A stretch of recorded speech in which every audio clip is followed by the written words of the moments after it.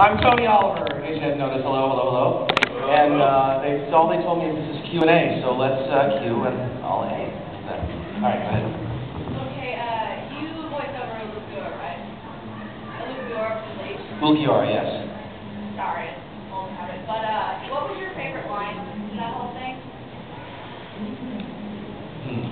I don't have a favorite line just because I just like the character. He's a lot of fun.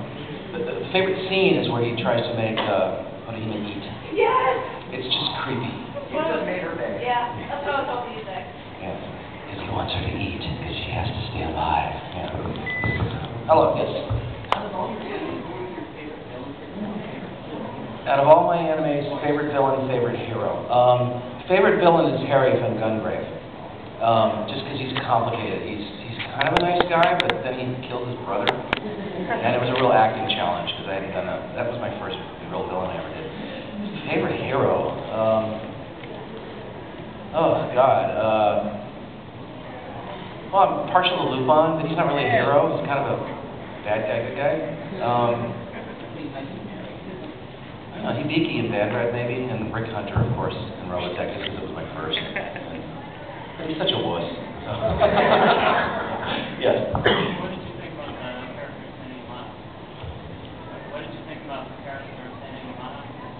Seinen Yamada, okay. Yeah, I actually was brought in as a replacement actor on that, and I didn't know much about the series at the time. He was fun to do. The scripts were a little troublesome, and there was some technical issues at the studio we were working with.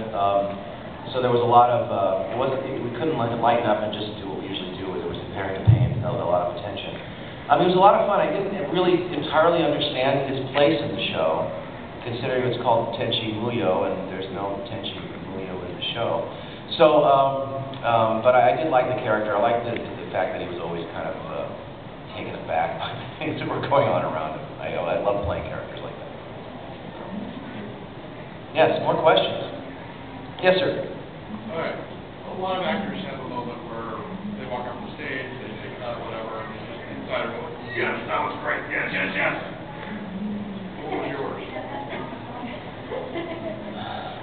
Harry, my last scene, before, because the show skips, a half a dozen or a couple dozen years, and then another actor played Harry when he's older. But when he's in the elevator, going down, and he's just killed his brother, and he has a complete personality breakdown.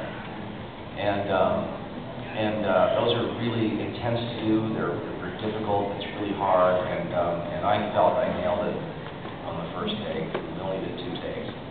And that was one of those. But when I was done, I was like, yeah, this is why I do this. This is cool. This is a lot of fun to do that sort of stuff. So I think that. As a producer, a little differently. My producer is because I produce Power Rangers. And I did all the live appearances, and we did a live appearance at Universal Studios. First time the Rangers ever appeared in public. And so many people showed up that the day before they called me up because I was doing it at one of the little Bible theater that they used to have there, now Term Theater 2 or there or something like that. And I think the theater held 1,000 people, and they said they'd already had 13,000 phone calls. And expected it. Actually, they moved us into the Universal Amphitheater, which is a 6,000 theater house. 50,000 people showed up. They had to close the Hollywood Freeway. They had to close the park sold out by 10 a.m. Yeah. And there was we ended up doing 6 shows that day, and it was like a minimum 4-hour wait to get in. And when I was sitting in there in the booth and watching the people and the little girls standing up and screaming, "Tommy!" and they're crying, and like the Beatles, I went, wow, this is cool. I think we've got something here. So those were my rock and roll moments, I guess. So, yes, sir.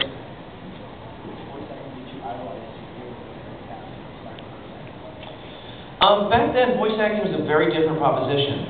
Really what voice acting back then was I guess, the stereotypical 70s cartoon. So everyone was really cartoony, and there was a few brilliant people out there, Mel Blanc being one of them, but to me that's who I idolized. Therefore, I never thought I was going to be a voice actor.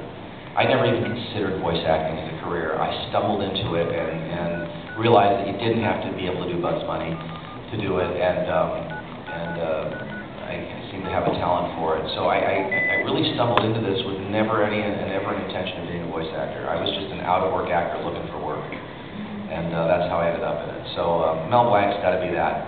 You know, these days some people I direct that I really idolize a lot. Steve Bloom being one of them. Gary Lowenthal, Kari Wahlgren is just freaking amazing. Laura Bailey. These guys are really, really good at what they do. So I look up to those people, and mostly because I get to direct them, and I say, hey, I need it to be just a little bit more like this, and they freaking do it in one take. It's amazing. They can make you cry. More questions? Yes, sir. I'm Tony Oliver. The guy who directed Girl in the Gone, yes. Do I have what? Favorite sport? I played football in high school, so I really like football a lot. And I guess recently in my older age, I scuba dive a lot, so I like to scuba dive. Used to ski, but I haven't done it in a long time. Yes, sir. What advice would you give for somebody wanting to get into voice acting? What advice would I give to somebody who wants to get into voice acting? Run. No. Look, it's a hard profession to break into, and a hard one to maintain. So you need to come in as prepared as you can. So be an actor first. Get yourself trained in acting, take some improv, really kind of work that side of what you want to do first. Understand that you're not going to get rich doing this. Rich and famous does not equate, by the way. They don't necessarily go together. Even if you get famous, you're not going to get rich necessarily. And follow your heart, follow your passion. You know, there's an awful lot of rejection involved in this business. Even in my experience level, I maybe get 20%, 25% of the things I audition for. Thank you for that. That was cool. No, that was very cool. I like that. But get trained and focused here first before you move to the big city and try to break in big. Okay? There's lots of stuff you can do right here to get yourself experience before you have to go through that hell. All right? Yes, sir. Are there voice actors that have full-time jobs? Yes, almost all new voice actors have full-time jobs because you don't get that many roles, and especially if you're working in anime, it doesn't pay that well. I know one who's a full-time insurance salesman. He sells insurance all day and takes a break here and there to go do voice acting. Somebody else works for Retreat People, and these are people that I'm not going to mention who they are, but these are people that you would know and recognize.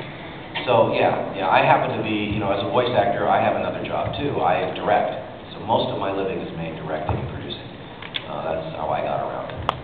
But some people work in casting offices. My suggestion, if you want to break into the business, is to break in any way you can. Go sweep the floors, answer phones, be someone's assistant, because it gets you in the door. Once you're in the door, it's a little easier to maneuver to where you want to end up. So people who come to LA, I suggest give yourself an internship. Go find yourself a place to work at a studio, at someplace like that, so that you get inside and you start getting more inside information, and it's a little easier to move to where you want to do it once you get there. So that's really the best way to get the full-time job and do the acting, is to get a full-time job in the industry. So, yes, sir. Either one. I'm going to get you both. Kind of a two-parter. You cast the shows you direct as well, correct? If they're not at Bang Zoom, yes. Okay. But 90% of the work I do as a director is at Bang Zoom Entertainment. Most of the studios have their pet directors. Studiopolis and Mary Elizabeth, she does Bleach and all that stuff.